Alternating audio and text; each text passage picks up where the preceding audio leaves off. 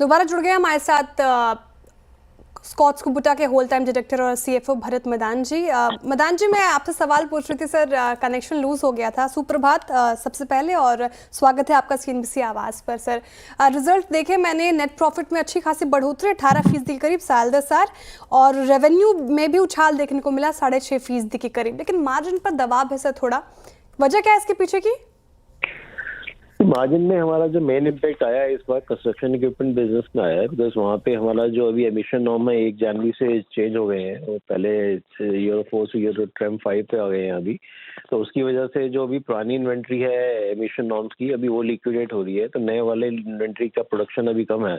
उसकी वजह से 2% का मार्जिन जो है कंस्ट्रक्शन इक्विपमेंट के सेक्टर में थोड़ा नीचे देखने को मिला है। एग्री बिजनेस पे हमारा मार्जिन मोरलेस फ्लैट है, जो लास्ट ईयर था इस मोरलेस उसके बराबर ही है।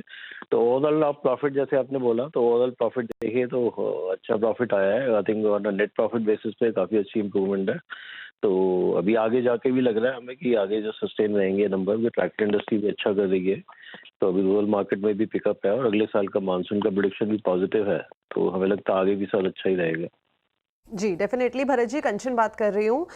नंबर्स आ गए हैं और नंबर्स हमें मिक्स बैग देखने को मिले हैं। डेफिनेटली कुछ फ्रंट्स में जो स्ट्रीट ने एक्सपेक्टेशन लगाया था वहाँ से नंबर इंप्रूव होकर आए हैं। कुछ जगह पे यहाँ पे नंबर जो हैं वो थोड़े से सबड्यूड दिखे हैं।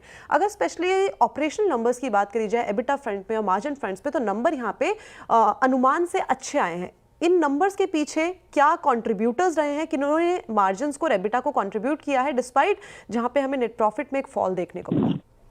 सो 2-3 मेन रीजन रहे हैं इस क्वार्टर के लिए मार्जिन बिड्डा के बेटर होने के। आई थिंक एक तो है कि कमोडिटी प्राइसेस जो है इस क्वार्टर में काफ़ी सॉफ्ट रहे हैं, तो उसका भी हमें बेनिफिट मिला है कंपेयर टू प्रीवियस क्वार्टर। तो उसकी वजह से जो मार्जिन थोड़ा इंप्रूव हुआ है। तो अगर आप क्वार्टर ऑन क्वार्टर कंपेयर करें सीक्वेंशली बेसिस पे, तो आई थिंक 2 से 3% का मटेरियल कॉस्ट जो है वो रिडक्शन है उसमें, जिसमें मेन रीजन यही है। और जो बाकी है आपका जो कंपटीशन इंटेंसिटी है इस क्वार्टर में कम रही, बिकॉज इंडस्ट्री थी काफ़ी अच्छी ग्रो की है। 17.5% का इंडस्ट्री में ग्रो किया है इस क्वार्टर में मार्च में, जिसकी वजह से जो कंपटीशन इंटेंसिटी थी वो भी कम थी, और डिस्काउंट्स वगैरह जो थे जो नॉर्मली दिए जाते हैं उसमें भी हमारा काफ़ी कम गया है खर्चा जो हुआ है।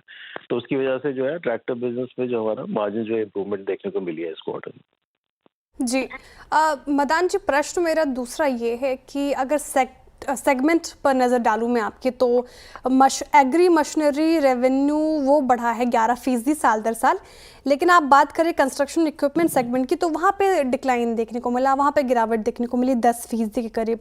ये डाइवर्जेंस क्यों, क्या कारण रहे सर?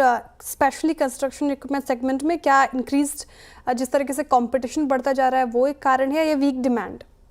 नहीं, जो कंस्ट्रक्शन इक्विपमेंट में जैसे मैंने बोला, क्योंकि एमिशन नॉर्म जो है वो अभी 1 जनवरी से चेंज हो गए हैं, तो उसमें जो नए एमिशन नॉर्म अप्लाई हो रहे हैं उसमें जो कॉस्ट इंक्रीज है वो ऑलमोस्ट 10% का कॉस्ट इंक्रीज आया है। तो इसलिए थोड़ा टाइम लगेगा अभी जो ये वाले प्राइस स्टेबलाइज होने में। अभी जो पुरानी इन्वेंट्री है अभी 30 जून तक का टाइम है कंपनीज के पास में उनको लिक्विडेट करने का। उसके बाद में जो नए वाली इन्वेंट्री होगी नए एमिशन नॉर्म्स की, उसकी सेल शुरू हो जाएगी, तो उसके बाद में ही प्राइस स्टेबलाइज होंगे। तो आई थिंक पहले 6 महीने में जो कंस्ट्रक्शन की इंडस्ट्री है हमें लगता है थोड़ा प्रेशर में रहेगी।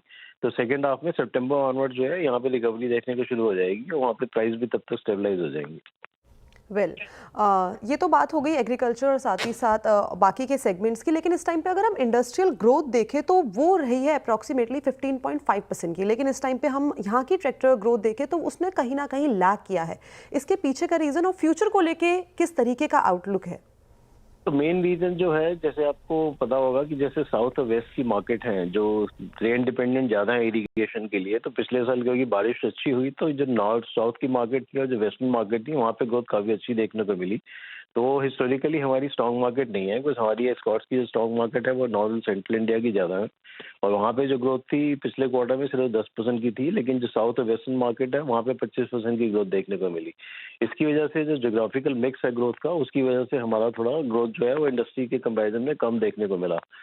तो अभी आगे जाके अभी हमारे जो प्रोडक्ट पोर्टफोलियो हमने अपना एक्सपेंड किया उसमें हमने साउदर्न मार्केट के लिए भी प्रोडक्ट जो है वो इंट्रोड्यूस किए हैं। तो हमें उम्मीद है कि आगे जाके ये इशू हमें नहीं आएगा। तो इस साल में भी हमें उम्मीद है कि सदर्न मार्केट अच्छा परफॉर्म करेगी, बट हमारे नए प्रोडक्ट्स के चलते हमें लगता है वहाँ पे हमारा मार्केट शेयर गेन होगा।